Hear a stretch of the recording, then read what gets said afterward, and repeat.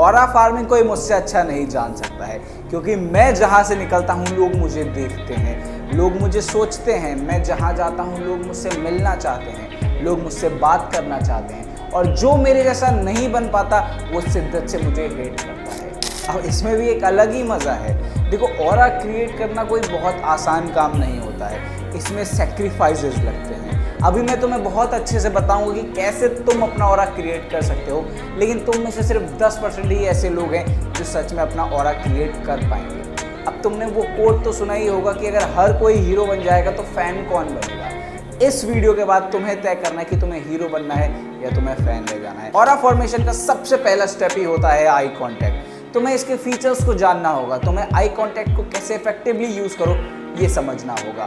Eye contact से तुम किसी को भी सेड्यूस कर सकते हो, आई कॉन्टैक्ट से तुम कॉन्फिडेंट दिख सकते हो, आई कॉन्टैक्ट से तुम किसी के अंदर भी डर फैला सकते हो, और आई कॉन्टैक्ट से तुम किसी से भी रिस्पेक्ट गेन कर सकते हो। अभी मैं तुम्हें वो रूल्स बताऊंगा कि जिससे तुम अपने आई कॉन्टैक्ट को मास्टर करोगे। ये रूल तुम्हें किसी ने भी नहीं बताए होंगे, सब तुमसे कह देते हैं कि अपनी आई कॉन्टैक्ट को मास्टर करो, लेकिन कोई तुम्हें ये नहीं बताता है कि आखिर कैसे मास्टर करने हैं। तो प्रैक्टिकल रूल्स जो मैं तुम्हें बताता हूँ उन्हें सुनो। तुम्हारा टीचर तुम्हें पढ़ा रहा है, 70% तुम्हें अपनी टीचर की आंखों में देखना है, 30% इधर उधर देख सकते हो। फर्क नहीं पड़ता तुम्हारा टीचर मेल है या फीमेल, लेकिन तुम्हें उसकी आंखों में कंप्लीटली देखना है। तुम्हारी किसी से बहस हो गई है, 85%, 85% टाइम तुम्हें उसकी आंखों में देखना है, उसकी आंखों की गहराइयों में झांकना है। इससे उसके अंदर एक डर पैदा होने लगेगा, और जो तुम्हारी सराउंडिंग्स हैं वो भी ये सोचेंगे कि अगर इससे हुई बहस तो ज़िंदगी हुई तहस नहस। अगर कोई तुम्हें कुछ इन्फॉर्मेशन दे रहा है तो 60% टाइम उसकी आंखों में देखो, इससे उसे लगेगा कि तुम उसकी इन्फॉर्मेशन को एब्जॉर्व कर रहे हो, उस पर ध्यान दे रहे हो। ये तुम्हें रिस्पेक्ट दिलाएगा। अगर तुम्हें किसी को देखना है तो उसे मोड़ मोड़ के ऐसे देखने की भी कोई ज़रूरत नहीं है। अगर तुम्हें किसी को सच में देखना है तो तुम्हें उसे पूरा ही मुड़ के देखना है। इसमें कोई टैक्स नहीं लगता है, बट ये तुम्हारी पर्सनैलिटी को एक काम पर्सनैलिटी दिखाता है, ये तुम्हारी पर्सनैलिटी में एक चार्म ऐड करता है। अब ऐसा कई बार होता है कि लोग या लड़कियां तुम्हें देखती हैं और तुम उनसे नज़रें ऐसे ऐसे चुराते हो। ऐसा नहीं करना, क्योंकि ये तुम्हें एक धोंधू दिखाएगी। अगर कोई तुम्हें देख रहा है तो तुम भी उसकी तरफ देखो और उससे कुछ मिली सेकेंड पहले अपनी नज़रें हटा लो। इससे तुम ऑब्जर्वर दिखोगे, और अगर तुम ऐसा नहीं कर पाते हो तो वो तुम्हें एक नीचा दिखा देगी कि ये देख रही थी, और जैसे ही तुमने उसे देखा उसने अपनी नज़रें हटा ली। तो तुम्हें ऐसा बिल्कुल नहीं करना है। सिर्फ यही कुछ टेक्निक करने से तुम्हारी सराउंडिंग्स ड्रास्टिकली तुम्हारे अकॉर्डिंग बिहेव करने लगेंगी और तुम्हारा ऑरा फॉर्म होना शुरू हो जाएगा। बट अभी इस ऑरा को और बढ़ाने के लिए तुम्हें मास्टर करना होगा इग्नोरेंस को। आई एम द बेस्ट, मुझसे अच्छा कोई नहीं है, ये पॉजिटिव थिंकिंग तुम्हें रखनी होगी। और सिर्फ ये पॉजिटिव थिंकिंग नहीं रखनी होगी, तुम्हें एक लाइन खींचनी होगी अपने और अपने से नीचे स्तर के लोगों के लिए। देखो, मैं जात पात की बात नहीं कर रहा हूँ, बल्कि मैं उन लोगों की बात कर रहा हूँ जो तुम्हारे काम नहीं आते हैं। उन्हें इग्नोर करो। कोई दोस्त है तुम्हें वो नीचा दिखाता है, उससे तुम्हारी कोई बहसबाजी हुई, उसे भी इग्नोर करो। कोई बंदा जिससे तुम नहीं पसंद हो या तुम जिसे नहीं पसंद हो, उसे भी उस लाइन के नीचे रख के इग्नोर करो। देखो, तुम आलतू फालतू लोगों के साथ रह के अपना ऑरा कभी भी क्रिएट नहीं कर पाओगे। आलतू फालतू घटनाओं को इग्नोर करो। अब आलतू फालतू घटनाओं से मेरा मतलब है कहीं पे मैटर हो गया और तुम वहाँ जाके ऐसे खड़े हो, देख रहे हो बेमतलब, तुम्हारा वहाँ पे कोई काम नहीं है लेकिन तुम फिर भी वहाँ खड़े हो। इससे तुम्हारा ऑरा कभी क्रिएट नहीं होगा। और सच बताऊँ, मैं इन सारे लोगों को समझता हूँ। कहीं जेसीबी की खुदाई हो रही है, जाके बेफिजूल खड़े हो गए, कहीं किसी की मार कुटाई हो गई है, बेफिजूल जाके खड़े हो गए। अब बात करते कि तुम्हें क्या इग्नोर नहीं करना है, वो है तुम्हारी सेल्फ रिस्पेक्ट। अगर कोई बंदा तुम्हारी सेट की हुई बाउंड्रीज को पार कर जाए और तुमसे कुछ गलत सलत बातें करते, तो तुम्हें उसे तुरंत वहीं याद दिलाना है कि सुन बे, तेरा बहुत ज़्यादा हो गया है, अब इससे ज़्यादा नहीं सहा जाता। या उसे पब्लिक में तुम नहीं कह सकते तो किनारे ले जाके कहो कि यार देख, तूने उस टाइम पे बहुत ज़्यादा बोल दिया था, ये आखिरी बार मैं तुझे माफ़ कर रहा हूँ, इसके बाद मैं तुझे माफ़ नहीं करूँगा।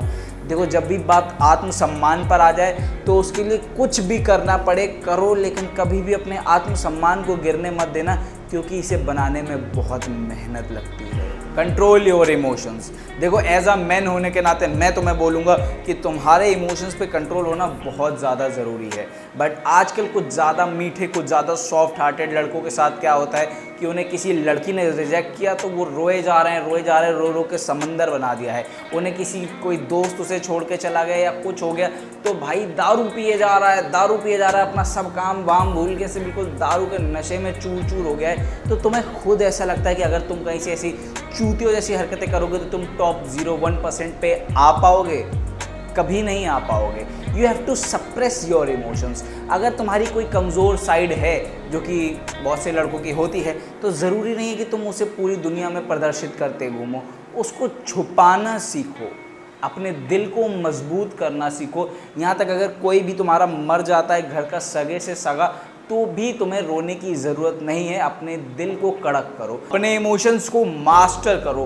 कोई तुम्हें छोड़ के चला गया है तो उसे रिग्रेट फील करवाओ, कुछ ऐसा बन के दिखाओ कि वो सोचे कि यार मैंने इसको क्यों छोड़ दिया। अपनी पर्सनैलिटी को चेंज करो। अगर कोई तुमको छोड़ के जा रहा है तो तुम खुद उसे बाहर के दरवाजे तक लेके जाओ और उसे छोड़ो। और कभी भी ये रोना ढोना ये सब तो बिल्कुल तुम्हें नहीं करना है। और मैं तुम्हें एक चीज़ बताना चाहूँगा कि अगर तुम किसी बंदे को छोड़ते हो जिसकी गलती है और तुम उसकी गलती के कारण उसको छोड़ रहे हो तो कभी भी पब्लिक में उसका जलसा मत करना। ये तुम्हारे कैरेक्टर को चीप बताएगा। अगर कोई तुमसे पूछे भी कि यार तुम लोग साथ थे और अब क्या हो गया तो कह दो कुछ नहीं भाई, बस म्यूचुअल अंडरस्टैंडिंग नहीं हो पा रही थी। इससे ज़्यादा कुछ बोलना तुम्हारे ऑरा के लिए भारी पड़ेगा। आज के टाइम पे तुम क्या बोल रहे हो वो मायने नहीं रखता है, बल्कि तुम कैसे उस चीज़ को बोल रहे हो, प्रेजेंट कर रहे हो, ये ज़्यादा मायने रखता है। अब इसका ये मतलब नहीं है कि तुम कुछ भी अंडरस्टैंड बोलने लगोगे, नहीं, तुम्हें कॉन्फिडेंट दिखना होगा। अब हर समय तो कॉन्फिडेंट नहीं रहा जा सकता है एग्जैक्टली, बट हर समय कॉन्फिडेंट दिखा तो जा सकता है, जिसके लिए तुम अपनी आई कांटेक्ट को मेंटेन कर सकते हो, अपने बॉडी पोस्चर को हमेशा मेंटेन रख सकते हो। अब अगर तुम्हें नहीं पता है कि कैसे तुम अपने बॉडी पोस्चर को मेंटेन रखो तो मैं तुम्हें एक सिंपल सी एडवाइस देता हूँ।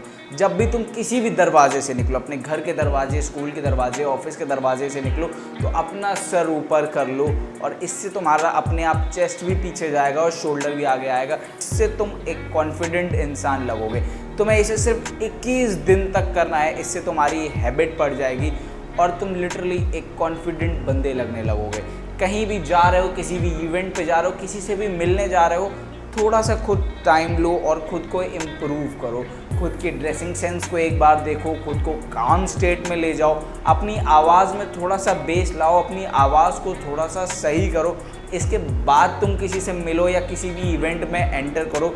इससे तुम काम रहोगे और तुमसे गलती होने की चांसेस बहुत कम हो जाएंगे। तुम्हारा नर्वसनेस भी ख़त्म ही हो जाएगा। अपनी आवाज़ को थोड़ा भारी करो, अपनी आवाज़ पे थोड़ा काम करो। अगर तुम्हें नहीं पता है कि कैसे अपनी आवाज़ को भारी कर सकते हो तो चिंता मत करो, नेक्स्ट वीडियो या शायद नेक्स्ट वीडियो इसी टॉपिक पे आने वाला है। Don't ask anything from anyone.